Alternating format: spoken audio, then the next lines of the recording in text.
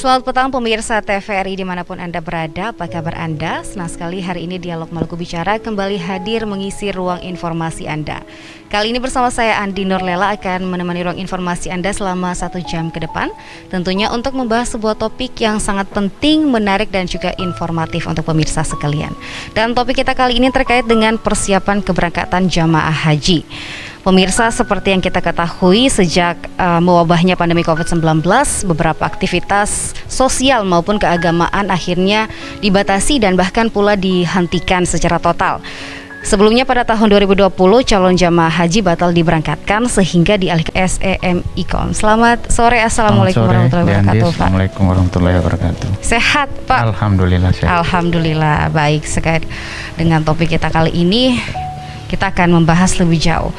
Yang pertama saya mungkin ke Pak Kakanwil dulu ya, Pak Yamin. Ini kan setelah 2019 akhirnya 2020 dan 2021 batal diberangkatkan. Akhirnya tahun 2022 ini kembali diberangkatkan. Seperti apa sih prosedur pemberangkatan haji 2022 ini, Pak? Baik, terima kasih. Assalamualaikum warahmatullahi wabarakatuh. Terkait dengan proses pemberangkatan haji di tahun 1443 Hijriah 2022 Miladiah, Provinsi Maluku, dalam hal ini Kementerian Agama Provinsi Maluku terkait dengan penyelenggaraan haji selaku Kepala Staf Penyelenggaraan Haji di Provinsi Maluku telah mempersiapkan langkah-langkah untuk suksesnya penyelenggaraan haji, di antaranya melakukan kesiapan dokumen yang dimiliki oleh jemaah haji dari 11 kabupaten kota. Setelah adanya surat keputusan dari pemerintah pusat terkait dengan pembagian kota per kabupaten kota dan kota provinsi, dan itu sudah kami lakukan, diantaranya persiapan paspor bagi jemaah haji itu kita sudah lakukan. Kemudian mengarahkan untuk setiap kabupaten kota melaksanakan bimbingan manasik haji di kabupaten kota, itu pun sudah dilaksanakan sampai pada pelaksanaan koordinasi dengan pemerintah daerah pun itu kita sudah anjurkan. Kemudian yang kedua, persiapan ini juga tidak lepas daripada peran dan fungsi koordinasi Kanwil Kementerian Agama Provinsi Maluku dengan pemerintah daerah dan Dewan Perwakilan Rakyat Daerah Provinsi Maluku, dalam hal ini Komisi 4 DPRD Provinsi Maluku. Nah, sejauh ini yang kami lakukan persiapan dokumen jamaah haji itu sudah alhamdulillah, mulai dari persiapan bukti pelunasannya, kemudian paspornya, kemudian persiapan bukti-bukti bahwa sudah melaksanakan vaksin, mulai tahap pertama, tahap kedua sampai pada vaksin booster yang merupakan salah satu keharusan yang harus dilalui oleh para jemaah haji. Itu pun sudah dilakukan, termasuk vaksin meningitis itu sudah dilakukan semua. Alhamdulillah sejauh ini persiapan itu telah kami siapkan. Dan terakhir ini sampai pada hari ini kami sudah melakukan lobby juga dengan pemerintah daerah dan DPRD Provinsi Maluku terkait dengan kesiapan mereka, pemerintah daerah dalam hal ini dengan DPRD Provinsi Maluku untuk proses pembiayaan jamaah haji yang akan diberangkatkan sampai kepada Embarkasi Makassar nantinya. Saya pikir sementara itu. Baik, tadi sudah disinggung ya Pak Yamin. Tadi sudah dikatakan Pak Yamin terkait dengan dukungan atau kerjasama antara Kakanwil dan juga DPRD 4 sendiri. Pak, terkait dengan kerjasama ini kan salah satu bisa dikatakan hal yang besar untuk umat Islam, sangat besar begitu Pak. Seperti apa sejauh ini koordinasi dengan Kakanwil? Tadi sudah disebutkan ada beberapa hal yang akhirnya dibantu dari DPRD sendiri. Boleh dijelaskan Pak? Iya, terima kasih. Pertama, kita DPRD dan pemerintah daerah komitmen untuk mendukung penyelenggaraan haji di Provinsi Maluku. Dukungan itu tentu halnya dengan kita menyiapkan anggaran. Selama ini kita di DPRD selalu menyiapkan anggaran bersama dengan pemerintah daerah untuk penyelenggaraan haji. Karena di tahun 2020 walaupun penyelenggaraan haji itu tidak dilakukan, tapi pemerintah daerah dan DPRD sudah menyiapkan anggaran. Sama halnya juga dengan 2021. Sampai dengan 2022, kita juga sudah menetapkan anggaran untuk mendukung penyelenggaraan haji di Provinsi Maluku. Ini juga sesuai dengan amanat Undang-Undang Nomor 8 Tahun 2019 tentang penyelenggaraan haji. Nah, sebagai bentuk dukungan full terhadap penyelenggaraan haji dan pelayanan prima, maka ada format yang kami agak berbeda dengan penyelenggaraan haji di Provinsi Maluku. Kami sudah rapat bersama dengan Kakanwil Kementerian Agama beberapa hari yang lalu. Kami sudah menyiapkan persiapannya dan mereka sudah mengusulkan berapa besar anggaran yang dibutuhkan untuk penyelenggaraan haji di Provinsi Maluku. Di tahun ini agak berbeda karena kalau kita lihat amanat undang-undang tentang penyelenggaraan haji itu, semua komponen pembiayaan itu dari dan ke daerah semua dibiayai oleh pemerintah daerah. Ini agak berbeda dengan tahun 2019, di mana tahun 2019 itu ada satu komponen transportasi itu dibiayai oleh jemaah haji. Nah, kemarin kita sudah sepakati karena jemaah haji tahun ini agak berkurang, 496 jemaah haji, maka semua komponen pembiayaan transportasi penerbangan dari Ambon ke Makassar, Makassar ke Ambon, dan seluruh komponen pembiayaan, baik itu akomodasi, baik itu konsumsi, semua dibiayai oleh pemerintah daerah. Ini langkah pertama sebagai bentuk dukungan. Pak Gubernur dan pemerintah daerah sangat komitmen untuk mendukung sepenuhnya penyelenggaraan haji di Provinsi Maluku. Yang kedua, kami di DPRD bersama dengan Pak Kakanwil, dan ini komitmen Pak Gubernur, kita sudah beberapa kali melakukan studi tiru, studi banding ke beberapa daerah. Ke depan itu, tahun depan kita akan mengarah ke embarkasi haji antara.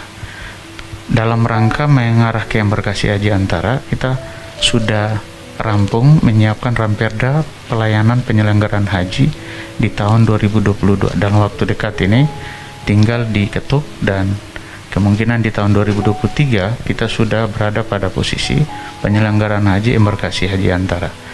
Manfaat dari itu semua untuk bagaimana kita meningkatkan pelayanan terhadap jamaah kita, keberangkatan kita mereka di Arab Saudi. Saya kira demikian. Baik Pak, tadi sudah dijelaskan lumayan sangat jelas juga ya Pak ya.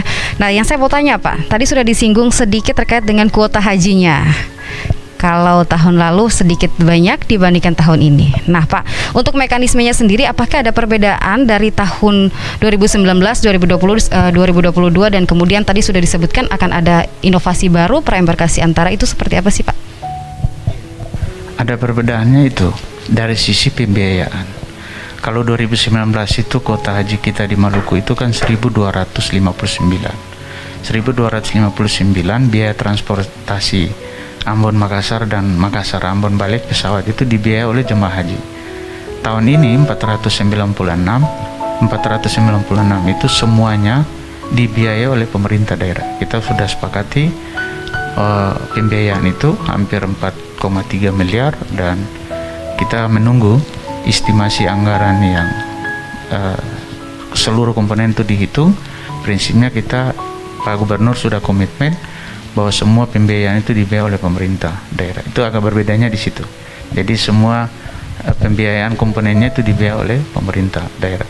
Dan bukan hanya pemerintah daerah Provinsi Maluku, pembiayaan untuk transportasi dari, misalkan dari Kabupaten Aru ke Ambon, transportasinya juga dibiayai oleh pemerintah daerah kabupaten setempat.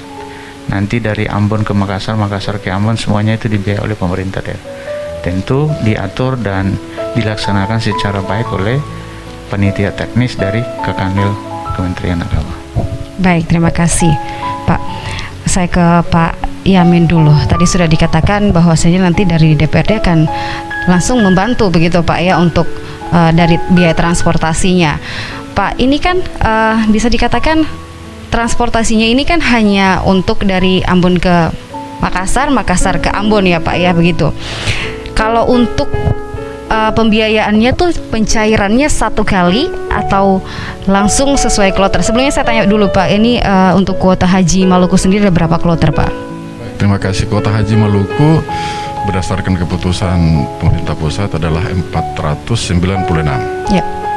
Nah, komponen pembiayaan itu adalah komponen pembiayaan termasuk pembiayaan transportasi, kemudian akomodasi, konsumsi, kemudian pelayanan barang dan bagasi yang disiapkan. Baik, kalau untuk Maluku sendiri kan sudah dijelaskan 400 sekian, ya. 400 sekian kan Pak. Untuk kloternya? Ya, Maluku berdasarkan hasil dari rapat evaluasi penetapan kloter, jadi pesawat yang akan mengangkut mereka. Olehnya itu kloter 10 yang jumlah sisa dari 389 itu akan bergabung dengan kloter dari embarkasi Makassar nantinya. Nah, jadi bukan ANSI, satu kloter Maluku full, sedangkan satu yang sisanya itu bergabung dengan embarkasi Makassar. Baik Pak, luar biasa sekali ya, untuk sekarang ini sudah ada kemajuan yang luar biasa untuk jamaah haji juga, sehingga mungkin ini bisa membantu meringankan sedikit beban atau pengeluaran begitu ya, bukan beban ya Pak ya. Baik Pak, untuk persiapannya sejauh ini seperti apa Pak? Ya baik, terima kasih. Sebagaimana saya sebutkan tadi dan sudah dijelaskan juga oleh Pak Ruslan dari Komisi 4 DPRD Provinsi Maluku, bahwa memang ada terjadi inovasi perubahan yang arah kemajuan, bahwa tahun ini seluruh pembiayaan ditanggung oleh pemerintah daerah. Nah, kami selaku penyelenggara teknis, kami sangat bersyukur dan berbangga bahwa ini adalah salah satu perubahan yang terjadi sejak saya di dalam proses penyelenggaraan haji sudah kurang lebih 15 tahun belakangan ini.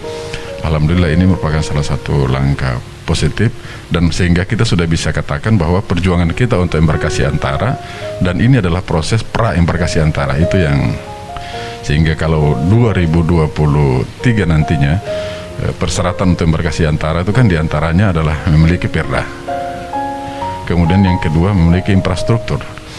Kita memiliki infrastruktur asrama haji sudah alhamdulillah sudah cukup lah.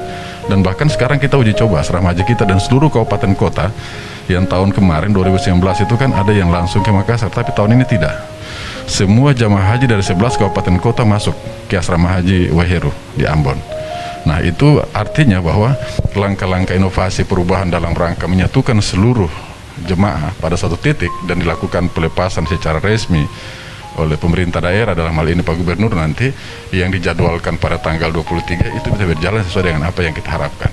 Jadi semua mengikuti pelepasan, semua akan diberangkatkan dengan 3 kali flight dengan maskapai penerbangan yang sudah ditentukan, dan itu kita bersyukur bahwa itu merupakan salah satu langkah maju.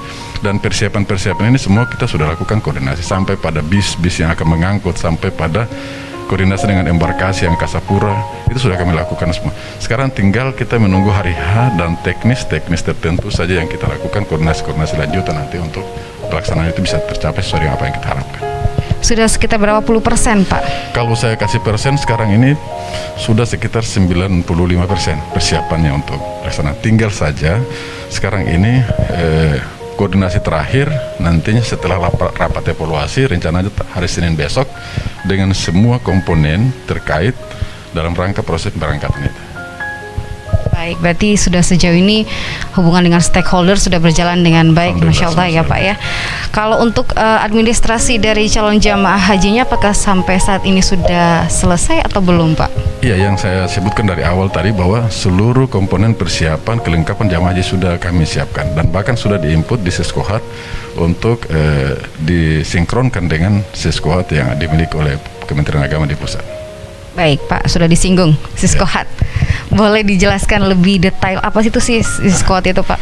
Ya, Siskohat ini adalah sistem komputerisasi haji terpadu. Artinya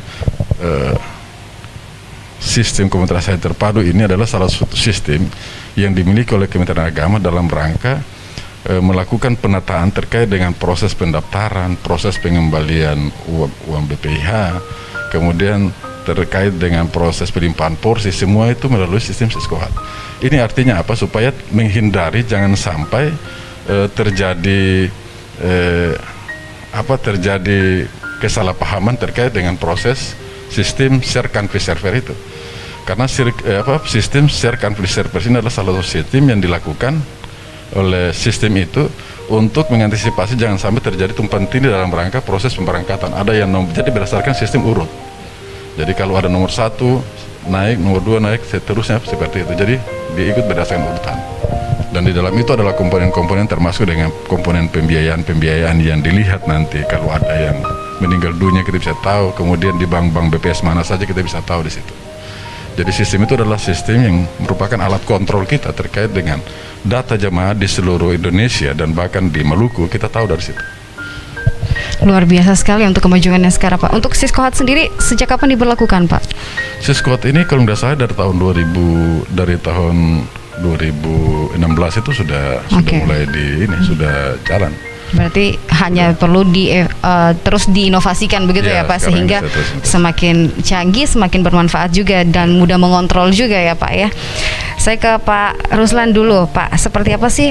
Ini kan sudah dikatakan bahwa akan membiayai akomodasi, transportasi dan juga konsumsi ya Pak ya.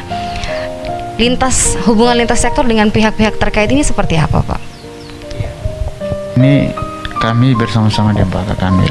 Malahan kita di DPRD, saya mewakili Komisi 4 mendampingi Pak Kakanwil untuk melakukan koordinasi baik operator penerbangan. Tadi pagi juga kita rapat bersama dengan Angkasa Pura dalam rangka persiapan itu, bentuk dukungan kami terhadap penyelenggaraan haji. Terkait dengan itu juga kami ingin memastikan bahwa operator penerbangan yang nantinya bekerja sama dengan panitia penyelenggara itu betul-betul memaksimalkan pelayanan. Jadi kita belajar dari dan evaluasi dari penyelenggaraan haji sebelumnya. Kita tidak ingin lagi ada keluhan dari jemaah haji. Makanya DPRD kami hari ini itu bersama-sama dengan Pak Kakanwil selalu mendampingi rapat-rapat koordinasi dengan stakeholder tertentu dalam upaya kita untuk memaksimalkan pelayanan haji terhadap jemaah kita. Yang kedua, ini juga bentuk komitmen Pak Gubernur itu punya komitmen untuk memaksimalkan pelayanan prima. Makanya kami dan pemerintah daerah menyampaikan kepada Pak Kakanwil, kami siap membackup, menghitung semua pembiayaan. Nanti kami akan kondisikan dengan keuangan daerah. Dan hasil rapat itu kita sudah sepakati, berapapun pembiayaan yang nanti ditanggung oleh pemerintah daerah, itu semua kita akan sepakati dan dukung. Yang ketiga, saya kira ini menjadi catatan kita. Dukungan kita bukan hanya di penyelenggaraan haji tahun ini saja. Kita nanti akan mengevaluasi penyelenggaraan tahun ini sebagai bentuk untuk kita merencanakan proses penyelenggaraan haji di tahun 2023. Apalagi dalam waktu dekat ini kan kita menetapkan produk hukum peraturan daerah terkait dengan pelayanan penyelenggaraan haji tahun 2022. Dalam waktu dekat perdanya sudah terbentuk. Nah, di dalam amanat perda dan amanat undang-undang itu, di situ disebutkan pelayanan prima, pelayanan kepada jamaah haji itu semua komponen harus diperhatikan. Transportasinya, akomodasinya, konsumsinya, barang-barang bawaan mereka. Evaluasi dari penyelenggaraan haji sebelumnya kita tidak ingin terulang. Walaupun memang tidak sempurna, tapi setidaknya kita hindari hal-hal yang kurang berkenan di jamaah haji sehingga mereka pergi dan pulang itu merasa nyaman. Itu adalah tanggung jawab pemerintah daerah, DPRD dan kita semua. Baik, saya ke Pak Yamin. Pak, ini kan keberangkatan haji sudah menghitung hari ya Pak ya, kurang lebih sekitar 3 mingguan sudah akan berangkat. Untuk calon jamaah haji kira-kira apa saja yang harus dipersiapkan begitu Pak? Baik, terima kasih. Kita kembali pada ketentuan bahwa tugas kita selaku pemerintah, dalam hal ini Kementerian Agama maupun pemerintah daerah, DPRD, intinya adalah memberikan pembinaan, pelayanan dan perlindungan kepada jamaah agar mereka bisa melaksanakan ibadah itu secara baik, kemudian sesuai dengan tuntunan ajaran di antar masing-masing. Saya pikir itu merupakan salah satu bentuk. Kemudian saat ini terkait dengan pertanyaan tadi bahwa tinggal menghitung hari. Kemudian apa yang menjadi pesan-pesan yang akan disampaikan kepada jemaah? Yang pertama, saya mengharapkan agar semua jemaah haji tetap berkonsentrasi untuk berkonsentrasi untuk pelaksanaan ibadah nantinya, hingga kesehatan itu perlu dijaga. Kemudian di samping kesehatan perlu dijaga, jangan lagi berpikir terkait dengan proses pembiayaan karena itu sudah ditanggung oleh pemerintah daerah. Itu yang pertama, karena biasanya itu kan yang menjadi pikiran-pikiran itu kan hal-hal itu. Kemudian yang kedua,